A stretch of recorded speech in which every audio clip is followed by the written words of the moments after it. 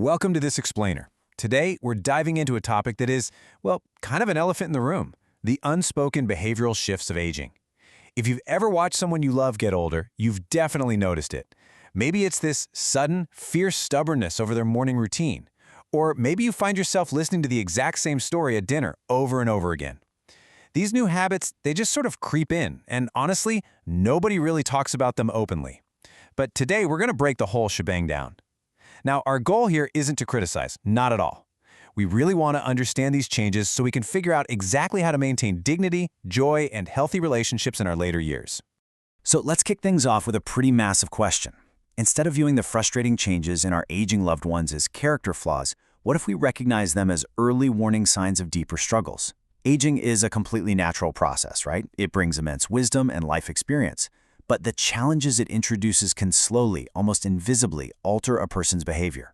If we reframe how we look at these quote-unquote annoying habits, we can actually catch the warning signs early. All right, we're going to group these habits by theme, starting with mindset and mental traps. Let's uncover the roots of negativity and fear. Have you ever noticed a senior resisting change, complaining constantly, or maybe becoming overly suspicious? Or how about dwelling on the past, or just assuming that their own decline is absolutely inevitable? Well, these are classic mindset traps. They might get super frustrated when a familiar routine is disrupted or act completely overwhelmed by, say, a new TV remote. And it makes sense. Aches and pains can lead to a state where they focus almost exclusively on what's wrong.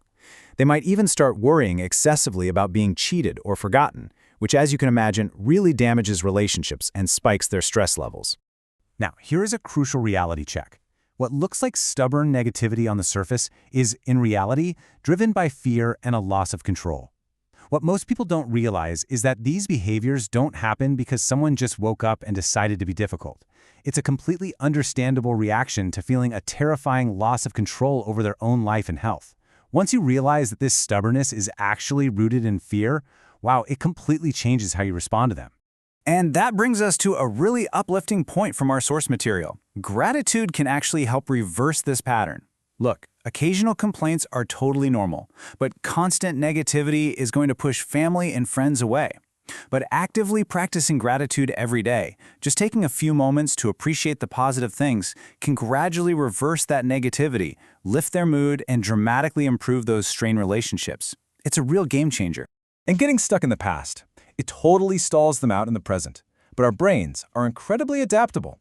Keeping the brain engaged by staying open to new experiences, whether that's learning a new app on a tablet, trying a new hobby, or simply setting future goals, prevents seniors from getting trapped looking backward.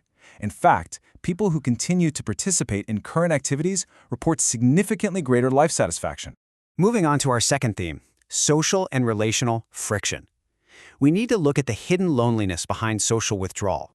You might have seen this yourself with older relatives. They develop these distinct relational frictions. Maybe they become highly critical of younger generations or their neighbors, or they start pulling away from social events they used to absolutely love. Or maybe you find yourself trapped listening to that exact same fishing story for the 5th time at Thanksgiving. It can be exhausting for caregivers for sure, but there's a profound reason behind it all. So what is actually going on under the hood here? Well, the habit appears to be constant criticism or isolation. But the reality? Deep-seated loneliness, mobility challenges, and insecurity. Think about it. When older adults lose friends or retire, they spend way more time alone. That criticism you're hearing is frequently just a mask for feeling vulnerable or out of touch. It's literally a cycle. Social withdrawal feeds right into increased isolation, and the result? It becomes significantly harder to reconnect. The more isolated a person becomes, the wider that gap grows. But the amazing thing is, research consistently shows that even very brief interactions, just a short phone call or a quick chat over the fence with a neighbor, can break this cycle and massively improve their emotional well-being. And hey, what about those repeated stories? The crucial point here is patience. When a grandparent tells the same story 3 times at dinner, it's often linked to memory changes and a deep desire to relive a meaningful experience from their life. By simply listening and asking questions, instead of getting visibly frustrated, you help preserve their dignity and keep the whole interaction enjoyable. Okay, that brings us to Section 3, Physical and Independence Battles, the fierce fight to maintain autonomy. If you've ever cared for someone aging, you have definitely been in the trenches with this one. You might see seniors neglecting their personal hygiene, like wearing wrinkled clothing or skipping showers. You might face this fierce stubbornness where they completely ignore a doctor's advice. They might flat out refuse to ask for help, even when they clearly need it. Or they might become increasingly physically inactive, which, sadly, just accelerates their decline. It looks like they're just stubbornly refusing advice to make things difficult, but the reality? It is a desperate desire to maintain independence.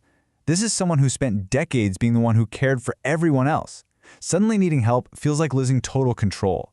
Asking for assistance can feel uncomfortable or even embarrassing. I absolutely love this takeaway from our source material. Accepting help is not weakness, it is wisdom. This is the crucial message we need to impart. Accepting support doesn't mean giving up control of your life. Actually, scratch that. It's the exact opposite. Knowing when to wisely seek support prevents accidents and injuries, meaning you get to preserve your true independence for much, much longer.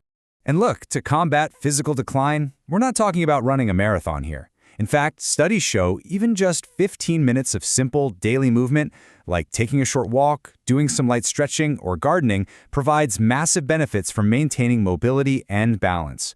And that physical stability directly fuels their self-respect and confidence. So where do we go from here? Let's dive into the final, uplifting part of our explainer, the path forward. Actionable steps for aging with grace. We can proactively build healthier habits by choosing 4 key steps. Step 1. Stay curious and keep learning. Step 2. Intentionally focus on gratitude instead of complaints. Step 3. Prioritize maintaining those daily social connections no matter how brief. And finally, Step 4. Just keep moving your body every single day. If you take away just one thing from this explainer, let it be this. These unpleasant habits are common challenges, not character flaws. Assuming that decline is inevitable is a mental trap that can literally become a self-fulfilling prophecy. But aging does not mean giving up on growth. Recognizing these warning signs early empowers us and our loved ones to face aging with genuine purpose and fulfillment. It is absolutely possible to build healthier routines far later in life than most people expect. Growing older is inevitable, but growing wiser is always a choice. So the next time you encounter one of those frustrating habits in someone you love, ask yourself, what is the hidden fear behind it, and how can you help them choose wisdom?